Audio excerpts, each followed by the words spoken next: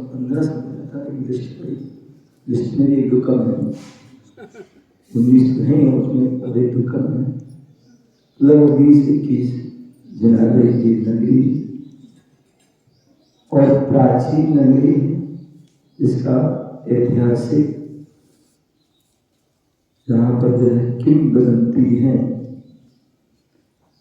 कि भेलसा नगरी भद्रपुर, जहाँ पर सीताराम भगवान के 4000 जनक होते हैं, ऐसी किंवदंती है। क्योंकि यहाँ भी उल्लेख मिलता है और बिहार में गया के पास वहाँ पर भी भद्रपुर, जहाँ महाभद्रकाली का मंदिर भी वहाँ पर, जहाँ पर ज्ञानमती माता जी के माध्यम से वहाँ मंदिर जिसका निर्माण का चल रहा हो गया सर, और एक जो है मेन रोड पर भी समाज की ओर से वहाँ स्थान बना सीताराम, तो उसको भी कहते हैं भद्रपुर गाँव है, वहाँ पर भी है। कोई बात नहीं, हमें तो जो है तीनों ही पूजनीय बन गई हैं, क्योंकि हम सभी अल्पज्ञ हैं और वर्तमान में केवल ज्ञानी है नहीं है जो मैं पूर्ण रूप से उसका निर्णय कर सकें। जब आचार्य वीरसेन स्वामी जिन्होंने धवला पुस्तक की टीका की, उनके समक्ष जो है कई ऐसे उभय वाक्य आए,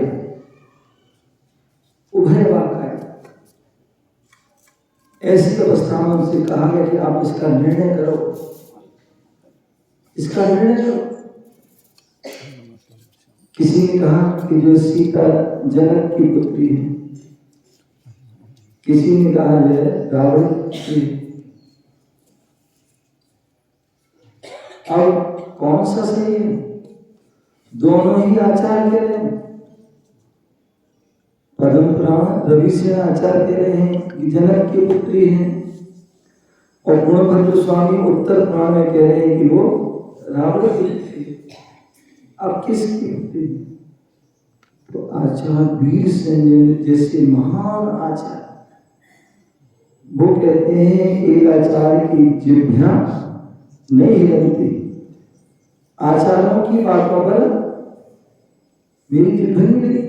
जब कीर्ति भगवान मिलेंगे, तीर्थंकर भगवान मिलेंगे, उनका समोसन उनकी गर्म रोटी में जाएंगे, तब वहां पूछेंगे, वो ही इसका निर्णय करेंगे।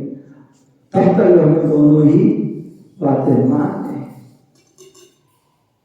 बहुत सी ऐसी हैं जो प्रकरण हैं, तो ऐसे दोनों प्रकरणों को हम मानते हैं। अब भगवान महावीर स्वामी की जन्मभूमि कहते हैं कि जो कुंडलपुर, एक कुंडलपुर जो है नालंदा जो राजगढ़ के पास है, और एक उससे थोड़ा आगे वैशाली बासुकुंड, वहां पर भी दोनों शास्त्रों में लिखे। अब किसको मानना? दोनों ही हमारे क्षेत्र हैं, दोनों अच्छा विकास है, दोनों के हमारे लिए पूजनीय बदली है। तो ऐसे के, तो इस प्रकार से जो है बात चल रही थी कि हम ऐसी प्राचीन नगरी में बैठे हुए हैं, विदिशा भेलसा भद्रपुर, और इस किले के अंदर कितना भव्य जिनालय है, और उस जिनालय के अंदर जो है आज सब देव मूल नायक के रूप में विराजमान है, और अनेक तीर्थंकर भगवान 24 भगवान महावीर स्वामी का शासन चल रहा है। और भगवान महावीर स्वामी ने जो दिव्य ध्वनि खिली, वाणी खिली, वही वाणी आज जिनवाणी के रूप में प्राप्त है। उसी जिनवाणी का हम रसपान करें। कल बात चल रही थी रयन सार ग्रंथ की, जो आचार्य पुत्र गोस्वामी ने हम सभी को दिया, जिसमें श्रावक और मुनि का ग्रंथ तो बहुत सारे हैं और अनेक आचार्यों ने लिखे हैं, लेकिन श्रावकों का वर्णन करने के लिए श्रावकाचार, मुनियों का वर्णन करने के लिए मूलाचार, अलग अलग से लिखी, लेकिन दोनों का समुच्चय रूप में जो है यदि वर्णन किया है तो आचार्य कुंद गोस्वामी ने रहनसार कर, और उन रहनसार ग्रंथ जो महान ग्रंथ है उसको सरल और सुगम, या उसका जो एक एक शब्द का जो एक एक गाथा की एक एक जो है शब्द का साफ विस्तार यदि किसी ने वर्णन किया है उसके लिए आचार्य भगवान गुरुदेव विराट सागर जी महाप्रयाग में,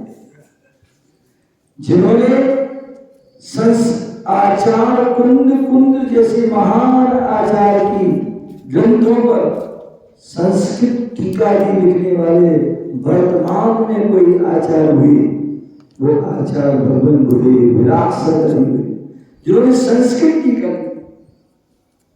आचार्य सुखसागर प्रवचन पुष्प समय सार, लेकिन संस्कृत की टीका लिखने वाले भी कोई आचार्य हैं वर्तमान के तो आचार्य गुरुदेव विराट सागर, जिन्होंने रत्नात्रय बर्तनी रहनसार पर जो रत्नात्रय बर्तनी 2 भागों में लगभग 1500 पृष्ठी टीका लिखी, केवल इसी पर ही नहीं, आचार्य कुंद गोस्वामी के 2000 वर्ष पुराने ग्रंथ बारसानुपेक्षा ग्रंथ जिसमें 12 भावनाओं का वर्णन है, यदि उस पर कोई टीका लिखी गई संस्कृत की, किसी ने टीका नहीं लिखी उस पर संस्कृत की, ऐसे उस ग्रंथ की यदि कोई टीका लिखी है तो वो आचार्य भगवान गुरुदेव विराट सागर जी ने सर्वोदय टीका, जिसमें जो है 1200-1300 पृष्ठी संस्कृत की टीका, हर कोई एक शब्द भी बिना रेफरेंस के नहीं, बड़े बड़े ग्रंथों के 4 योग के ग्रंथों के रेफरेंस देते वह आचार्य कुंद स्वामी का ही अष्टपावल ग्रंथ था, और उस अष्टपावल ग्रंथ की जो संस्कृत टीका आचार्य सुखसागर ने जो है 6 पावल की टीका लिखी, जो आज प्राप्त है 6 पावल, 2 पावल की टीका प्राप्त नहीं है, हो सकता है या तो उन्होंने पूरी ना कर पाए हो, या हो सकता है कि जब ग्रंथों की होली जली तो उसमें से 6 पावल में जो 8 पावल की टीका हो सकता हो और उसमें वो 2 पावल की विलुप्त है, केवल 6 पावल मिलती है, सब हो सकता है ये भी हो, उनकी आयु उतनी हो, उन हो गई हो, उन्होंने पूरा ना कर पाया तो 6 पावल की टीका है। जब पूज्य गुरुदेव से सभी शिष्यों ने हम लोगों ने प्रार्थना की, अच्छा जी सुखसागर सभी कि गुरुदेव आपका ज्ञान, आपका चिंतन, आपका लेखन इतना विशेष है, क्यों ना वो आप जो है अष्टपावल ग्रंथ की जो 2 टीका विलुप्त हैं, शील पावल और लिंग पावल, जिसमें मुनियों का विशेष वर्णन है, ऐसी उस टीका पर भी कृपा करें, उसको भी लिखें। तो पूज्य गुरुदेव ने श्रवण प्रबोधनी और श्रवण संबोधनी नाम की वह 2 टीका लिखी, लिंग पावल और शील पावल। ऐसे वह पूज्य गुरुदेव जिन्होंने चूड़ी सूत्र ग्रंथ है, वो छोटे उसमें सूत्र थे लगभग 200-250, उस ग्रंथ को जिन्होंने पढ़ा देखा कि तो बहुत महाप्रसादी ग्रंथ है, इसका भी जो है खुलकर विस्तार होना चाहिए, जन जन तक पहुंचना चाहिए, तो उस पर भी उन्होंने लगभग 2000 से ऊपर उसकी सूत्रों की जो व्याख्यान चूड़ी सूत्र, ऐसे वह पूज्य मुझे जिन्होंने एक एक छोटे छोटे शब्द पर भी जो एक ग्रंथ लूंगा पुस्तक शास्त्री की सम्यक दर्शन, एक ऐसा शब्द है जो हर किसी के समझ में क्या है, लेकिन उस सम्यक दर्शन के विषय पर भी पूज्य गुरुदेव ने 4 अनुयोग में क्या व्याख्यान ही, और गुरुस्थान में क्या व्याख्यान है, वो सारे निचोड़ उन्होंने पुस्तक के रूप में सामने दर्शन पुस्तक सार प्रमाण और अनेक विद्वानों की जो इसमें जो है इन्होंने वो किया है मत ऐसे उस जो है ग्रंथ को लिखा सामने जहां पर किसी साधु की समाधि कराना हो, किसी समाधि के विषय में जानना हो, उसके लिए बड़े बड़े ग्रंथ जानना पड़ते थे। भगवत की आराधना ग्रंथ जिसमें लगभग 2000-2500 श्लोक, मरणकर्णिका आदि ग्रंथ, आराधना सार आदि ग्रंथ। लेकिन पूज्य गुरुदेव ने उन सारे ग्रंथों का निचोड़ सार और कैसे प्रारंभ से लेकर लास्ट तक और समाधि होने के बाद भी क्या करना पड़ता, वो सारी ये 200-300 पृष्ठ की पुस्तक संलेखना से समाधि में पूरा साविस्तार वर्णन उन्होंने किया। शुद्ध उपयोग विषय एक ऐसा विषय है जिस पर अनेक आचार, अनेक जो है विद्वान हुआ करते हैं, एक बदली हो पाते हैं। ऐसे उस ग्रंथ, उस शुद्धोपयोग सत्य को भी ऐसा उन्होंने साविस्तार वर्णन किया। सभी जो है अन्यों की अपेक्षा से वह भी साप्रमाण, जिन्हें अनेक विद्वानों के समक्ष जो है उसकी गोष्ठी आती थी कई बार, और उसके जो है ग्रंथ के रूप में लिखा। ऐसे कई विषय जो है आदम चक्षु साधु की आंख क्या है, बोले सबकी आंख सामान्य आंखें होती हैं, लेकिन साधु की आंख क्या है, बोले आगम। और इस पर जो आगम चक्षु साधु पुस्तक लिखी जो उसमें अनेक विषय, कैसे जो है मुनियों की चर्या होना चाहिए, मुनियों की समाचार विधि क्या होना चाहिए, क्या आर्यकाओं की चर्या होना चाहिए, क्या श्रावकों में जो है जो श्रावकों की पहचान क्या है, तो यज्ञों को भी आदि ऐसे जो विषय जो विलुप्त हो रहे थे उन विषयों को जो है उजागर, जो प्राचीन परंपराएं थी। आचार्य अरहतबली स्वामी ने जो है 2000 वर्ष पहले यति सम्मेलन किया था, युग प्रतिक्रमण किया था, वो परंपरा विलुप्त हो रही थी। उस परंपरा को पूज्य गुरुदेव ने 2012 में जयपुर में प्रथम यति सम्मेलन युग प्रतिक्रमण करके, जहाँ पर लगभग 250 साधु वहां उपस्थित, मैं गया था महाराज जी में, ऐसा उन्होंने कार्य किया। जयपुर लगभग 3 यति सम्मेलन पूज्य गुरुदेव ने किया, और भी बहुत सारी। जब 2023 में जो है पूज्य गुरुदेव पथरिया में राघोदय का पंचकर्म चल रहा था, जहाँ पर एक साथ 81 भगवान के पंच कल्याण हो रहे थे, 81 सौधर्म इंद्र, 81 माता पिता, 81 सारे पात्र। जब वह कार्यक्रम चल रहा था उस बीच में जो है दीक्षा आदि के कार्यक्रम उपस्थित हुआ। उन्होंने कहा मूलाचार में जो 5 वर्ग की व्यवस्था है, संघ की व्यवस्थाओं की, वो भी विलुप्त हो रही है, वो पद्धति उजागर होना चाहिए।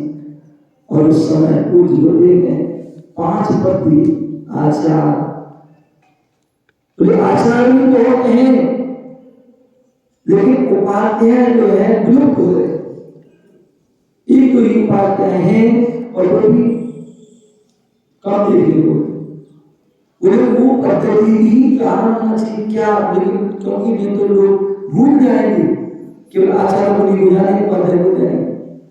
तो पूज्य गुरुदेव ने अपनी करना तो आशीर्वाद हम सभी को प्रदान किया, और उस समय में 7 उपाध्याय पर आचार्य उपाध्याय स्थिर प्रवर्तक गणधर और गणवी एक उस समय जो है रामदेव पथरिया ने वो मूलाचार को जीवन के रूप में किया।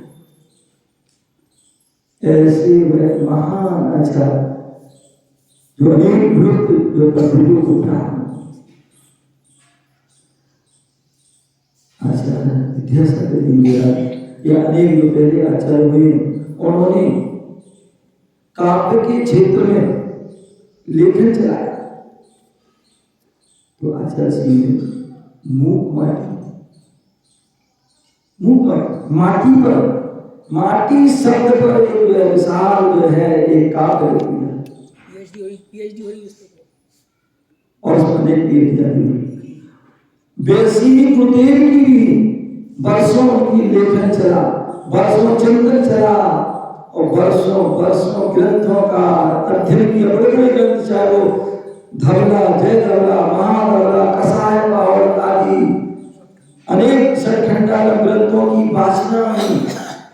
परमात्मा प्रपंचास्ति का अनेक द्रव्य संजय अनेक ग्रंथों की वाचना की, गोष्ठी की और अनेक ग्रंथों का पठन पाठ सिर आदि हुई और इसके बीचों बीच उन्होंने अपना लेखन कार्य किया।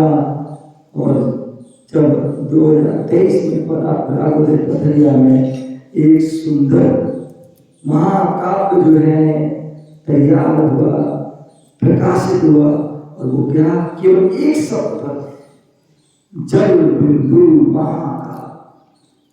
क्या जल बिंदु महाकाव्य? जल क्या है? जल क्या चीज है? क्या बात उसमें जो है सात स्टार इतना मोटा है जो इसमें जिनमें लगभग 2,500 कविता है, छोटी बड़ी सब काव्य रूप में केवल जल के ऊपर। सोचो कितना चिंतन हम एक शब्द एक जो है कविता नहीं लिख पाते हैं और वो इतना विशाल काव्य लिख करके। ऐसे महान आचार्य रत्ना भगवती का लिखी है। तो मैं बता रहा था कि कल हम बात चल रही थी, आचार्य तुम स्वामी ने एक गाथा बोली थी। कौन सी बोली? पुनः कालम पूर्वम मुखम सावय धम्मेना सावया तेन बिना झड़ झैन मुखम जदि धम्मे तम बिना कहा सोई। तो यहाँ बात चल रही थी कि जो श्रावक का धर्म क्या है? तो दानम पूजन मुखम सावय धम्मो सावय धम्मे का जो श्रावक का धर्म है दान पूजा करना। यदि वो कर रहा है तभी वो श्रावक है, अन्यथा वो श्रावक नहीं है। नहीं। आप कितना भी लिखा अपने नाम क्या श्रावक सृष्टि श्रावक श्रोमणी लिख दिया, एक दो कर्म नहीं कर रहे हो। जब मुनि श्रावक के लिए इतना बड़ा बात बोली थी कुंज स्वामी ने, तो जो है मुनियों के लिए बोली, केवल ऐसे श्रावक के लिए बोली, ऐसे नहीं मुनि के लिए बोली। मुनि कौन है? मुनि कौन से शोभा को प्राप्त हो, कौन प्रशंसनीय कौन सी बनी? बोले झाड़ चैनम मुखम जदि धम्मे तम बिना कहा सोई। बोले तो जदि माने यति, बोले चतुर्वेद संग होता है। मूलाचार्य ने पूछा गया आचार्य करते के स्वामी से कि चतुर्वेद संग क्या है? तो ऋषि मुनि यति अनुगा। क्या ऋषि मुनि यति अनुगा ये चतुर्वेद संग है? ऋषि कौन? बोले जो बुद्धि संपन्न हो वो ऋषि है। मुनि कौन? जो मौन रहते हैं वो मुनि है। क्या? जो मुनि रहते हैं, मौन रहते हैं, वो मुनि है। तो भैया हमारे प्रमोद बोले महाराज को बोलते हो तुम्हारा मौन मुनि नहीं है क्या? बोले महाराज आप कह रहे हैं कि आप मौन जो मौन रहते हैं वो मुनि है, आपको बोलते हो तो मुनि कहा है? तो आचार्य भगवान कहते हैं जो अनावश्यक के लिए मौन रहते हैं। क्या? जो अनावश्यक नहीं बोलते हैं जो आवश्यक है, कोई बोलते हैं जो तत्व के बारे में बोलते हैं, तत्व के बिना नहीं बोलते, आगम के बिना नहीं बोलते हैं। तो वो बोलते हो भी तो कोटि स्वामी ने लिखा है ना, स्टोर किस ग्रंथ में पढ़ा? जी पढ़ा नहीं पढ़ा? पढ़ना मंत्री जी पढ़ा स्टोर किस ग्रंथ? वहां लिखा है विक्रम नतेला भूते गच्छन् पीना गच्छति स्त्री रात तत्वसी पश्चन् पीना पश्यति। बोले साधु बोलते हुए नहीं बोल रहे, यूट्यूब नहीं देखा है। साधु बोलते हुए नहीं बोल रहे और तुम नहीं बोल रहे हो फिर भी बोल रहे हो। क्योंकि साधु जब भी बोलते हैं वो आगम के परिवेश में बोलते हैं, तत्व के बारे में बोलते हैं, धर्मोपदेश। मुनिराज क्या कहते हैं? धर्मोपदेश, तत्वोपदेश, दिव्य देशना, दिव्य वाणी। तो क्या है? तो इसलिए वो बोलते हुए नहीं बोल रहे, गुरु नदीना भूते गच्छन् पीना गच्छति, वो चलते हुए नहीं चल रहे हैं। क्यों? क्योंकि वो जब भी चलते हैं वो चार हाथ जमीन को देख कर के चलते, इंद्रिया समीपी से चलते। सरल जी मुनिराज चार हाथ जमीन देख कर के चल रहे हैं। अब आपके मन में विचार आ सकता है चार हाथ ही क्यों देखते, तीन क्यों नहीं देखते, पांच क्यों नहीं देखते, छह क्यों नहीं देखते, चार ही क्यों देखते? उसका रीजन है प्रत्येक व्यक्ति अपने हाथ से, प्रत्येक व्यक्ति अपने हाथ से 3.5 हाथ का है। क्या? प्रत्येक व्यक्ति अपने हाथ से 3.5 हाथ का है। और यदि वह उल्टा खाता है, ठोकर खा के गिरता है, तो आधा हाथ और जाएगा। इसलिए वो 4 हाथ देखते, जिससे कोई जीवों का अथवा 2 हाथ 3 हाथ देखेगा तो झुकना पड़ेगा, जोर देना पड़ेगा। 5 हाथ 6 हाथ देखेगा तो एकदम सीधा पकड़ना पड़ेगी, वो ज्यादा देर नहीं कर सकते। और 4 हाथ सहज दिखते, तो इसलिए मुझे अच्छा, तो इसलिए देख करके चल रहे हैं, इंडिया सभी चल रहे हैं, तो इसलिए चलते हुए भी नहीं चल रहे हैं। और आप बैठे हुए नहीं भी चल रहे हो, लेकिन चलने की इच्छा है और बिना देख करके चलते हो, यहाँ ऊपर नीचे देख करके चलते हो, तो इसलिए आपको क्या है? दोष।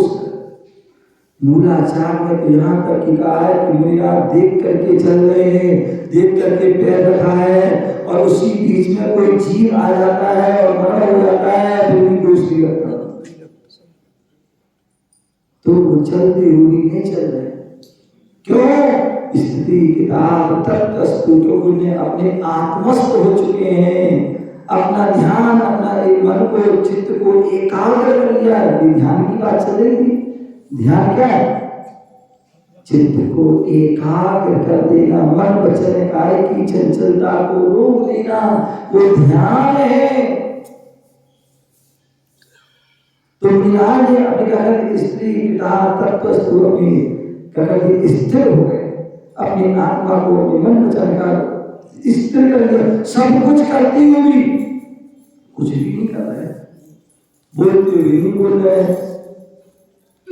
चलते हुए भी नहीं चल रहे, और पश्चन्न पीना पश्यति, सब कुछ देखते हुए भी नहीं देख रहे।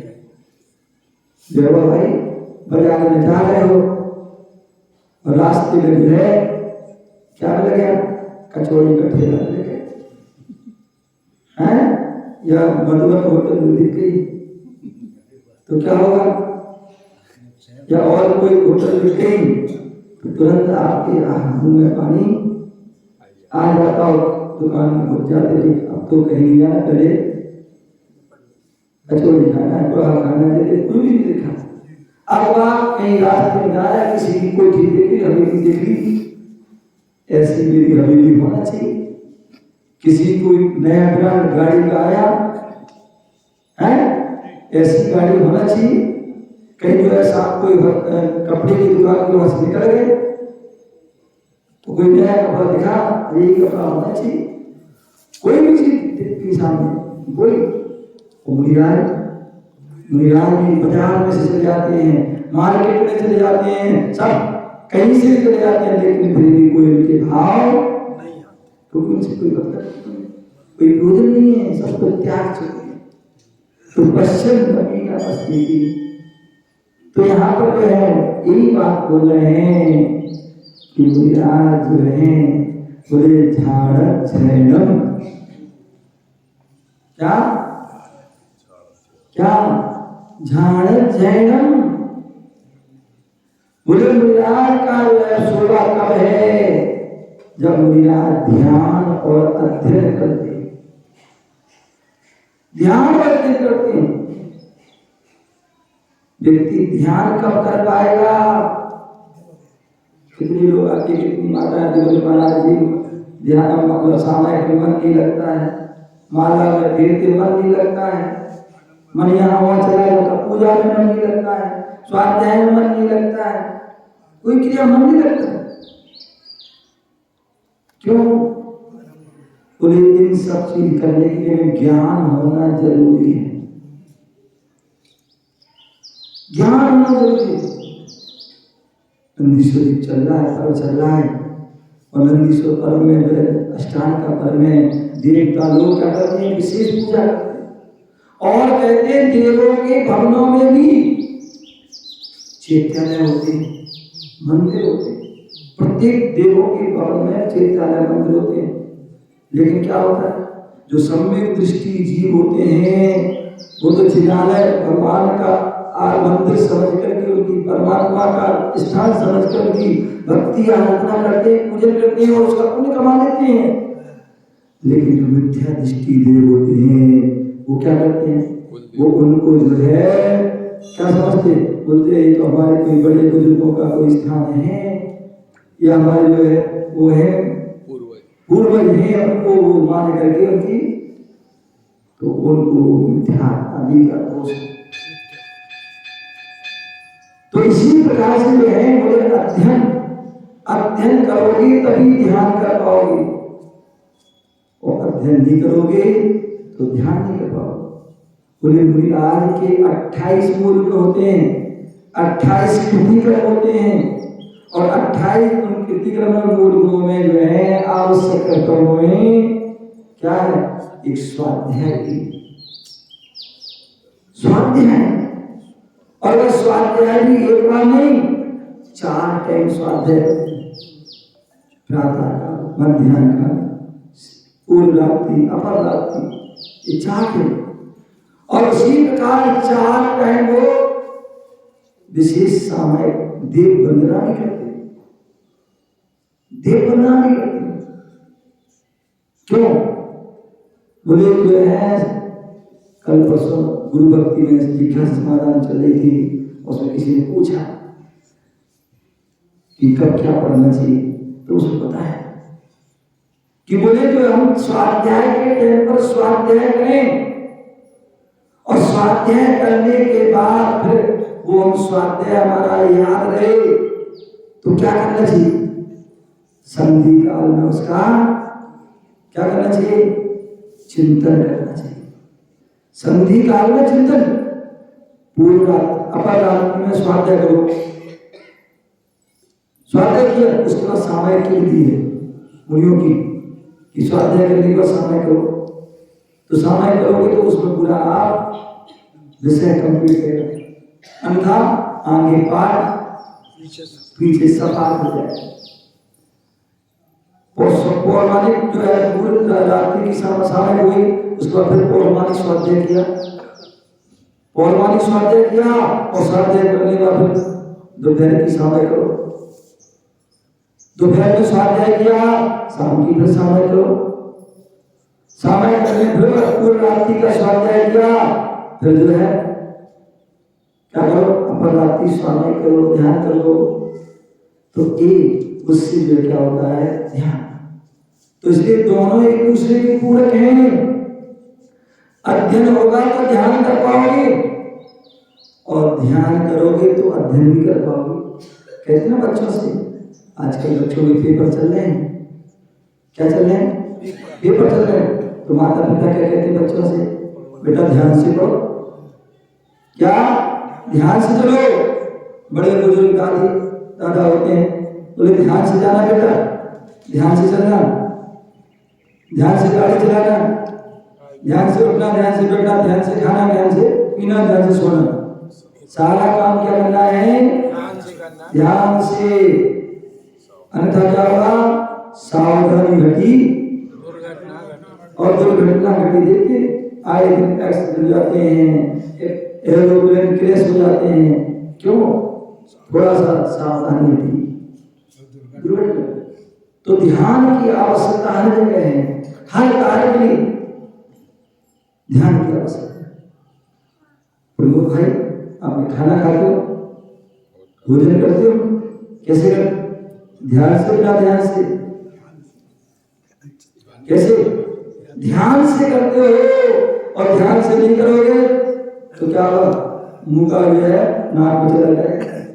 कभी हुआ ऐसा? किसी नहीं हुआ। तो वो ध्यान से करते हैं। जब भी भोजन करते हैं तो कैसे? ध्यान से करते हैं। तो इसी प्रकार हर क्रिया ध्यान। तो यहाँ बोला है मुनिराज जो है क्या करते हैं? ध्यान ध्यानम मूर्खम जदिदम्बो। मुनिराज का यति, मैंने कहा था यति चल रहा था, प्रकरण चल रहा था। ऋषि मुनि यति अनकार। ऋषि कौन? जो यति संपन्न है। मुनि कौन? जो मौन रहते हैं, अनावश्यक नहीं बोलते हैं, तत्वों पर ही बोलते हैं। और यति कौन?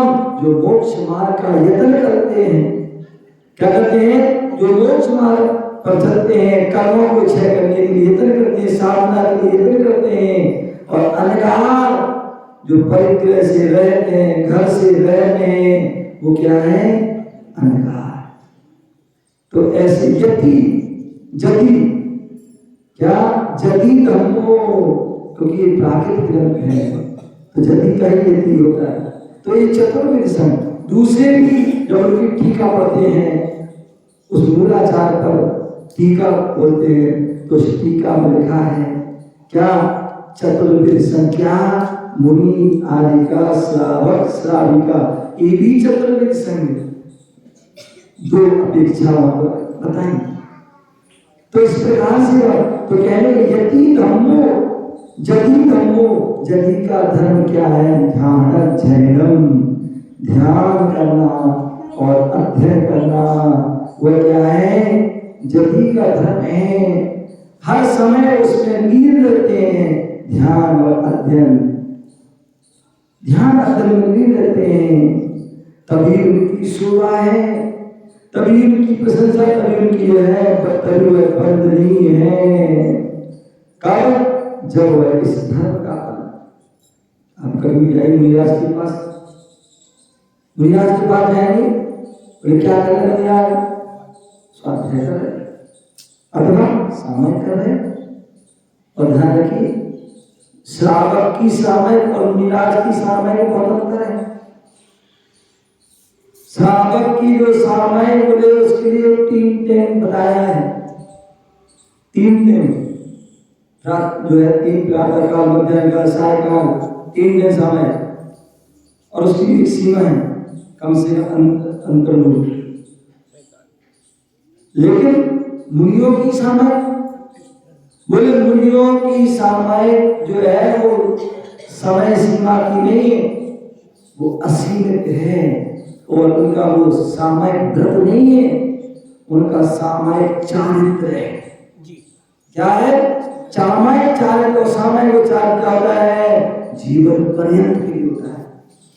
इसलिए कभी भी जाओ, मुनि आज क्या कर रहे हैं? समय कर रहे हैं, समय की समता भाव। गौतम स्वामी ने प्रतीकों में लिखा, और उस प्रतीकों में उनसे बड़े प्रतीकों में लिखा है, उनसे तो सामय क्या है? बोले जीव जो है समता में सब भूतेषु संयम स्वभावना। आर्त रोग परित्यागे तद्धि सामायिकम मतम। समता भाव, समता में सब भूतेषु, जितने भी जो है क्या है, जितने भी तीनों लोक में जीव हैं, समता में सब भूतेषु, जितने भी भूमंडल में जीव, तीनों लोक में जीव हैं, उनकी वृत्ति क्या है, समता में। सबकी समता भाव है, सबके प्रति समता भाव है, चाहे वो शत्रु हो चाहे मित्र हो, चाहे वो गाली दे चाहे वो स्तुति करे, चाहे वो जो है अर्घ चढ़ाए और चाहे तलवार से मार करे,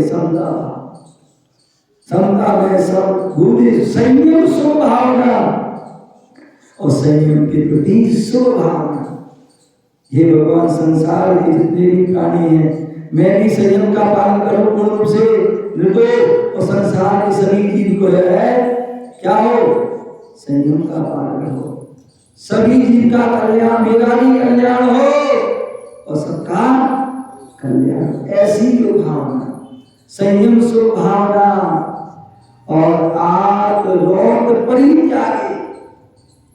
इस संसार में व्यक्ति जो घूम रहा है तो आप सुंदर आर्त रोग ध्यान दिन रात जो करते हैं, आर्त रोग, तो ऐसे उस आर्त रोग परित्यागे, इसका विशेष रूप से त्याग कर देना, वही क्या है, आर्त रोग तद्धि सामायिकम, वही सच्ची सामायिक है। और आंख बंद करके बैठ गए और आर्त रोग ध्यान चल रहा है, तो ध्यान रखना वो तो केवल द्रव्य से ही सामायिक मान जाएगी, भाव से सामायिक नहीं।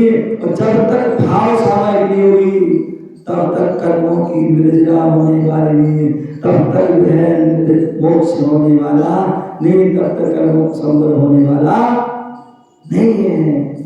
तो ऐसे आर्त रोग परित्याग, आप कुछ कर पाओ या ना कर पाओ, लेकिन आर्त रोग से बच जाना सबसे बड़ी सामायिक है।